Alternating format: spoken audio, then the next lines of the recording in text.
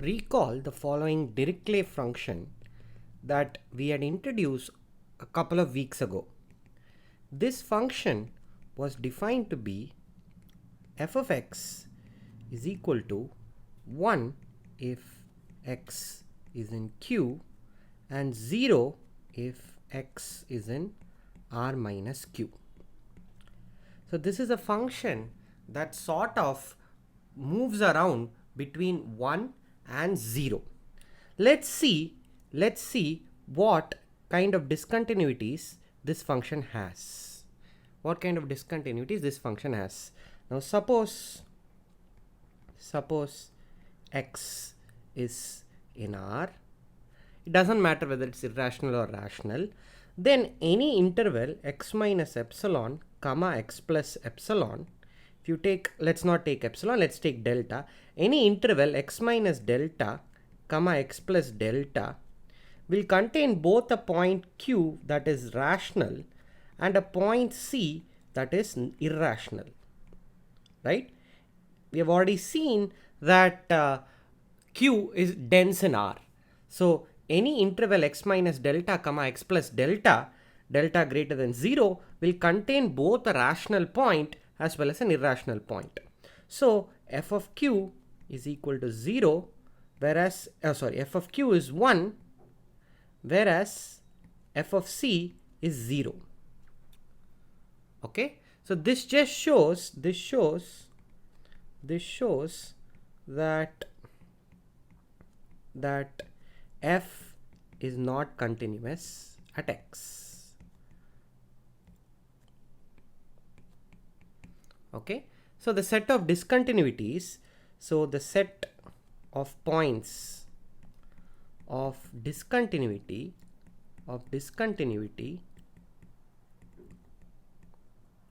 of f is just R. Every single point on the real line is a point of discontinuity. So it's a pretty weird function. Okay, now let me introduce another weird function. This is called the Thoma function. Now the definition is somewhat similar to the Dirichlet function, but it differs at a crucial point. This is defined to be f of x equal to 0 if x is irrational. That's the same. Whereas it's equal to 1 by m if x is rational and m by n is the least form of x with n greater than or equal to n greater than 0. What you do is you take this rational number and write it as m by n. Move, if there is a negative sign, let the negative sign be stuck to the number m. Cancel off all common factors, so it's left in the least form. So to make this precise, you can just say GCD of mn is equal to 1. So the greatest common divisor is just 1. So in this scenario, m by m and m by n is said to be in its least form. Just set it to be 1 by n if x is in Q. Then at what points of R is this function continuous? At precisely what points is it continuous? What is its, in other words, what is its set of discontinuity?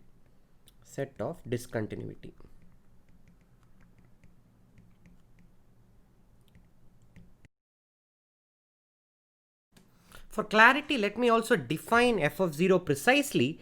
F of 0 is taken to be 1. Okay, so we have defined f of x to be 0 if x is in R minus q, equal to 1 by n if x is in q, and m by n is the least form of x, and f of 0 is taken to be 1. Okay, now the question is, at what points of R is this function continuous? What is its set of discontinuity? Now let's take x in q. Okay, then we can always find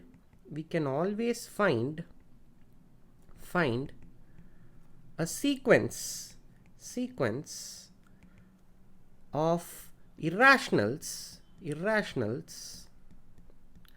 xn converging to x, but f of xn is all 0. That's the way it was defined. But and f of x is definitely not 0, right? Irrespective of what rational number you choose, you either get 1 by n, or in the case you are at the point 0, you get 1. Okay, so definitely Q is in the subset of D set of discontinuities.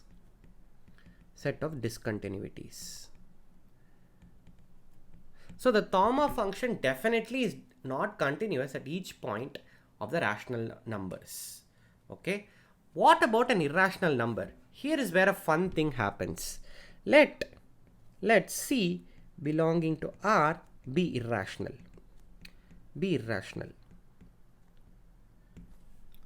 Okay, now observe what happens. Let Qn converge to C be rational numbers.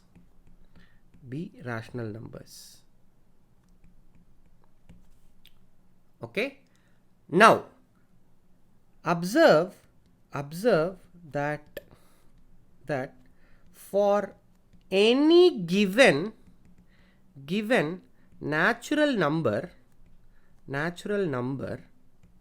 capital N, there are only finitely many rationals of the form m by capital N that are in any given neighborhood of, I will not use the word neighborhood, any given open interval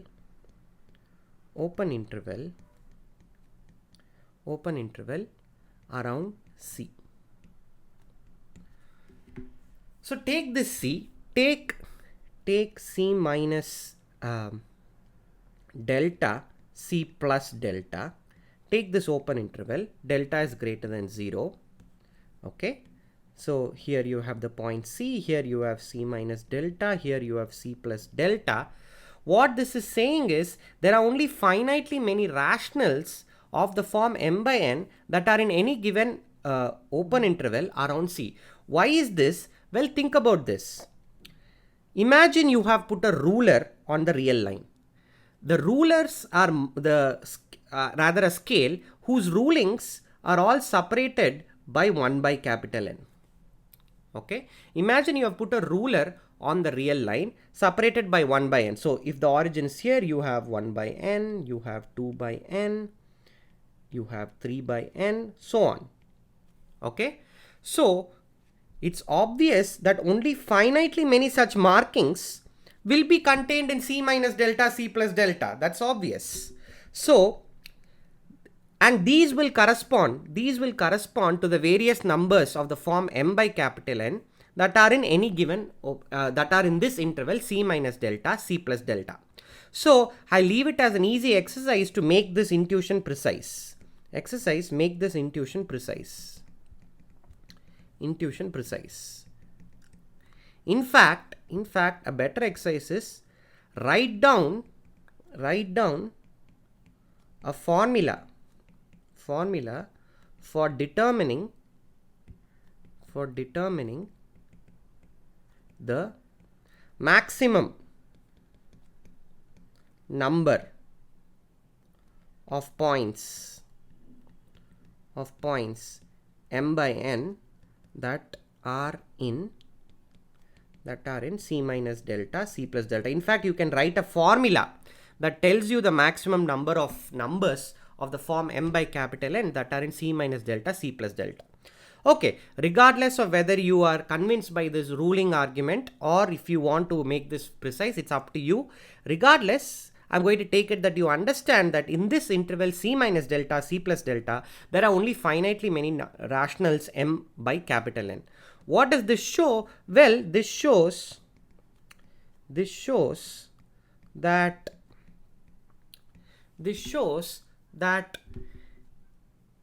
given the sequence Qn converging to C, only finitely many of the terms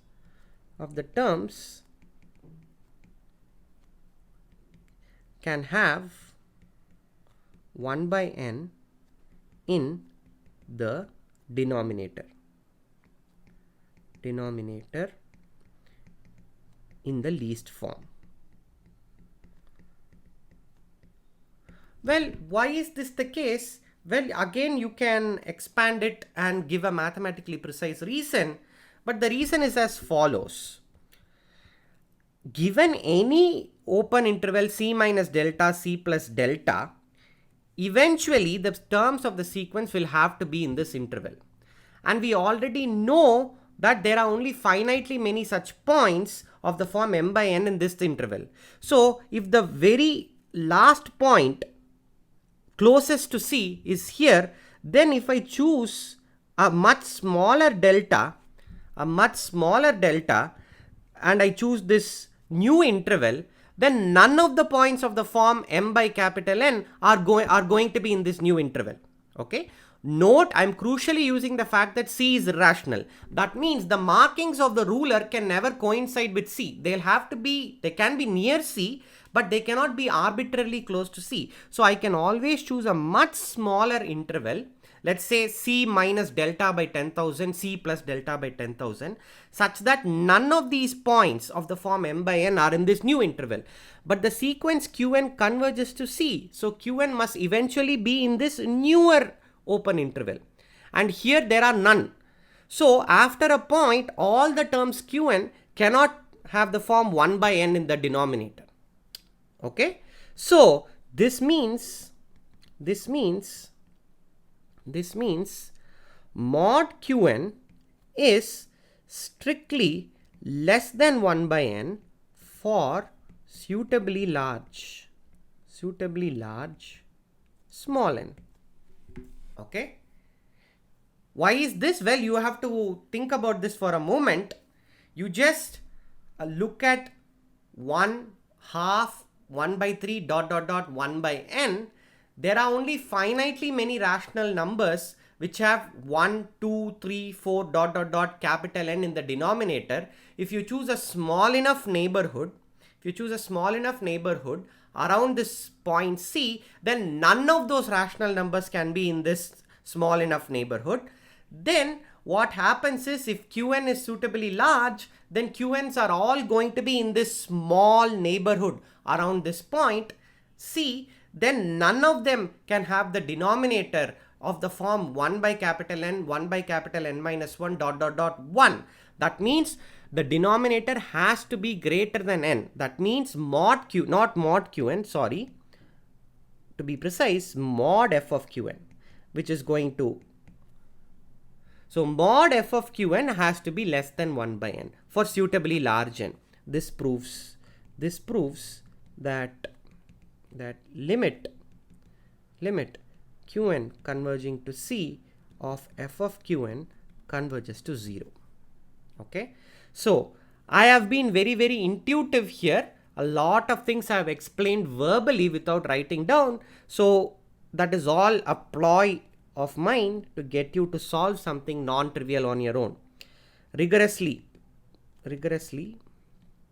prove the above.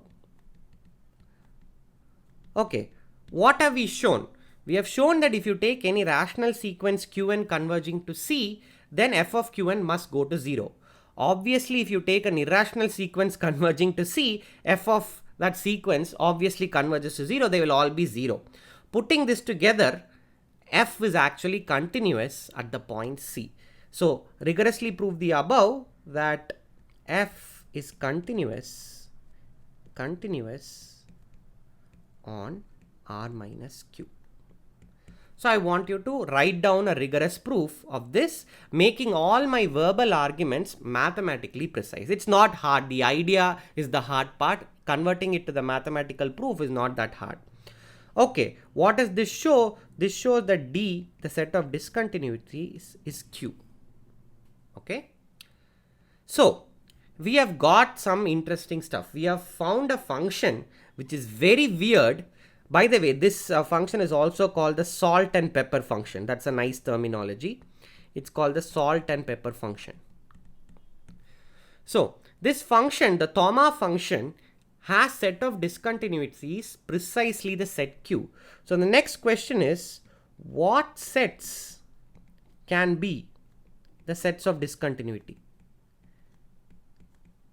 Precisely what sets can be the sets of discontinuity? It's very easy to see that any finite set can be the set of discontinuity. That is, I leave it to you as a very simple exercise. And we have just seen that the complicated set Q can be the set of discontinuities. We have seen that the whole set R can be the set of discontinuities. What about some set like R minus Q? Can this be the set of discontinuities? Can an open interval be a set of discontinuity? Open interval. Can a closed interval be set of discontinuity? Well, these are questions that have to be answered. So, but before that, let us give a definition that allows us to study discontinuities in the first place. Definition. Let f from A to R be a function and x be an element of A. We want to see what happens if f is not discontinuous at the point A. Okay, we want to somehow quantify the discontinuity. How we do that is we define the oscillation at x. This is denoted oscillation at x of f to be just the limit as r goes to 0 f of x minus r comma x plus r intersect A. Okay, limit of diameter of this set. So let me just write that down precisely. This is limit r going to 0 diameter of f of x minus r x plus r closed interval intersect A. Now I must tell you what this diameter is, right? That was not something that we have studied so far. Well, that's nothing. The diameter of a set S is just the largest possible distance between 2 points of S. How do we capture that? Well, the diameter of the set S is just defined to be supremum of modulus of x minus y such that x comma y come from S. Okay, if you think about this, it will turn out that the diameter of a circle in R2, though we have just defined it for R, you can think of similar definitions for R2. The diameter of a circle in R2 will just turn out to be the usual length of the diameter. Okay, if you take any set S, you look at various points x comma y coming from S, look at the distances, look at the maximum possible distance, that is called the diameter. Now, what is this oscillation at x measuring? Well, it is measuring how large is the image of f near the point x. If the function is not continuous, then you expect the function to have a non-zero oscillation at the point x, and that's indeed the case. So I'm going to leave it to you to prove this very easy proposition. If f, or rather let me just phrase it this way, f is continuous at x if and only if the oscillation at x of the of the function f at the point x is equal to 0. Okay, so if the oscillation is 0, then the function f is continuous. If the function is continuous, then the oscillation is 0. So the oscillation measures whether the function is continuous or not, but it also quantifies how far away it is from being continuous at the point x. Okay, in the next module we shall use this oscillation to study the discontinuities of a monotone function. Recall, monotone functions are those that are either increasing or decreasing, and we will then use this oscillation function to measure, or rather to prove, what kind of sets can be the set of discontinuities. The answer is surprisingly not all the subsets of R. The subsets of R that are allowed to be discontinuities are special, and we will exactly see what they are. And the oscillation, a measure of how far a function is away from being continuous, is a key tool. This is a course on real analysis, and you have just watched the module on discontinuities.